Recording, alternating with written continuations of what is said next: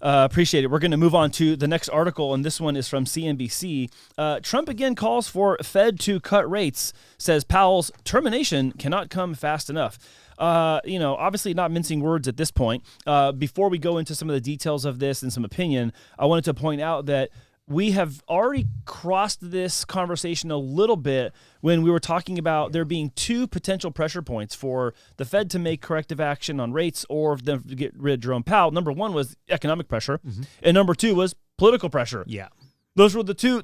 Those were the two force factors, and here we're seeing kind of both. You see economic pressure on one side because of the tariff stuff, and then you see the political pressure with the president overtly saying this just last week. Yeah, and I'm no economy expert, and I don't know exactly what's going to happen, but I have seen that inflation had a negative. A negative CPI. A negative, So that's something that we haven't seen in I don't know how many months, and we've been talking about. Did you say years or months? Years and months like 42 years. Like I don't know how you want to measure things to make it sound appealing. We're gonna measure it in weeks. It's approximately 287 or whatever. Okay, sorry. Go ahead. Also the labor market hasn't cracked, and it's fairly strong still. It's still not as what we want it to be, but it isn't going where. I know, and I want to be on the side of that, Brian, but I still have to think back at the Bureau of Labor Statistics inflating job numbers last year by 880,000. Now, again, I'm not saying that that's going to continue in its nefarious ways with the new administration. It may or may not, but the employment is part of that. Overall inflation is part of that. But I think that what we're also seeing is the current president also saying overtly that the Fed's too late and they're too wrong, which we've been saying for years, and I'm not saying that to be right. I'm saying that because that's actually their posture. Their posture is reactionary all the time. A lot of people like to say, oh, the Fed controls inflation or the Fed influences inflation. They're constantly chasing it. If you have a moment of honesty and you step back and you see what happens first, and then the decisions they make, and then you listen to what they say, whether you believe it or not, and they say, oh, we're going to be data dependent. We're going to be data driven. We're going to see what the data says first. They're always saying they're going to react, even if they're not saying the word react. So they're tasked with keeping price controls in place. They're tasked with setting rates. But in the reality of it, you get to the bottom line of it, dude, they're always chasing and they're always reacting. Yeah, and for buyers and sellers that don't understand exactly how the Fed works, because it's very complicated and complex, what I can say is follow the sentiment. And for the young millennials, Gen Zs, and people like me, follow the vibe. What's the vibe that, these politicians are saying that Jerome Powell's out there talking about? Does he sound happy, sad, excited? The market follows sentiment, believe it or not. So if they come out and say some negative stuff, the market's probably going to be down that day. So what I can say is just stay closely to the politics, but just follow the vibes. Yeah, don't get get too technical, because you're never gonna figure that out. No. Well, yeah, yes. Well, yes, you can understand some of the technical stuff, but I'm going to tell you a story. Last week, where we had a sunset picnic with some family and some friends, and we're on La Jolla, and I'm watching these surfers, and man, some of these surfers, they're just carving it up, like they understand the waves, they know the pulse and the timing of the wave, the market, right? And then some of these guys out there, dude, they're just trying to keep their head above water or not get like drowned. They're getting like collapsed by these waves when the sun's coming down, the surf's coming up, and dude, some of these guys are just getting dunked, and that's how it can be. But so to your point, Brian, stay as close as you can without getting hurt. Yeah. But also be honest about it. I understand that when we see things through a political lens, we see things one way or another, or even another. But the Fed's own track record will tell you and show you what I'm saying. This isn't old Uncle Andy just barking up a tree again. This is me saying, look at the Fed's own track record. And if let's see, was Jerome Powell, his term ends May 2026. Okay, so we're effectively 1 year away from that. If the current president is saying that he thinks Jerome Powell should be terminated, then that means that he doesn't feel that the next 12 months there will be enough corrective action to impact the economy the way he's hoping it does, whether that's for his own benefit of looking good or the actual benefit to the public and the American society of having certain things and certain constraints unclogged and moving again. Mm-hmm. Either way, you have to look at this and go, okay, what's happening? What pieces are on the chessboard? What's it telling me? And then what do I think is going to happen next? I would be honestly a little surprised if they got rid of Jerome Powell before then. I think what's going to happen is the Fed will flinch first. They're going to make some sort of move. Jerome will stay in so that he can actually finish his entire term. And then they're going to try to put someone in that's going to be a little more favorable on the political side. That's my estimation. I like that.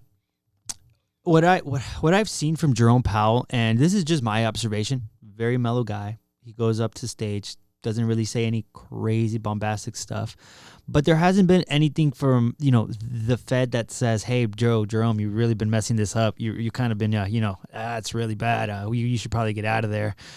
So I think until he actually does something where everybody's just like, "Yo, we're not on the same boat with you," then he'd get pressure from the actual Fed to get squeezed out. But until then, everybody's just kind of like, well, he hasn't really broken anything. He's at least through some people's point of views, or depending on how you look at it, he's just gone on there, been very mellow and very controlled in his emotions of how he delivers messages. And I don't know that he's entirely. And I'm not saying, oh my God, he's crushing. He's doing a phenomenal job. No, of course. I don't think that. Like, look, when President Trump's like, this would be a great time for him to do this, and he could do that, and he totally clean up his image. I don't think Jerome Powell cares about his image. And that's my point. That's what I'm saying. He's not there to please anybody. He's not there to say, okay, Donald Trump, I got to make good with you. No. At the same time, though, behind closed doors, there's pressure points, no matter the administration. And this is kind of why I made the point about the Fed's track record. They're always chasing whatever they're chasing in the market. They did that when the financial collapse happened in 2008, 2009. Obama was president. Yeah. And then you had Trump after Obama. Then you got Biden. And then you got Trump again. And so whether it's Democrat or Republican, the Fed's always reacting to this stuff. And to a lesser degree, they may care about their public perception or not, but their goal, number one, is function. It's not how they look. It's not how they sound all the time. They have to sound like they're confident or they're secure about some things, because you don't want to roil the markets by saying the wrong thing or let's say conveying the wrong level of confidence, but not in an egotistical kind of way, like in an understanding my role in the room kind of way and in the economy at large kind of way. And I won't go down the entire other path of like, why do we need the Fed anyways? But I have some feelings about that. My point, I think, in saying this to you is that I would be surprised if they removed him and put someone else in advance of his termination, or the end of his term. I'm sorry. Let me rephrase that. The end of his term in May of 2026. I think we're going to be okay between now and then if they have 1 or 2 quarter-point rate reductions over the next 12 months. I also think we're primed for that, especially if we're going to cut out waste and then recapture dollars that have maybe, let's say, been siphoning out of our funnel of revenue as a country. I think that there's room to fulfill the argument that's being made that they should reduce rates. Yeah, and just closing thoughts for me, for people at home that don't understand this and just constantly see the Fed this, the Fed that, I invite you to search a local podcast, search a local news station that is actually, or not news station, but a local realtor or a local professional that's actually giving you information that you trust or that you can follow or that you kind of align with, because that's going to be the easiest way for you to understand, digest this information in a way that you're able to then take that and do something with it, rather than just hear headline after headline after headline. Take the information, try to, put a strategy behind it and really understand in a way that makes sense in your life. And last thing for me is just remember that this is within the context of everything that's happening. It's not just an isolated thing and then, oh, well, this is the only thing happening in our economic world, then everything else is going to have to like bow its knee to it. But it's not that way. But it is connected directly to a lot of things that cost us money when it comes to credit cards, home equity line of credits, auto loans, things like that, where the lower the rate is, the more, I'll say, affordable it is to borrow money from the institutions that we do that from. So mortgage rates are completely different, even though the mortgage market has got one eye always open on the Fed over here and what they're doing, what they're saying.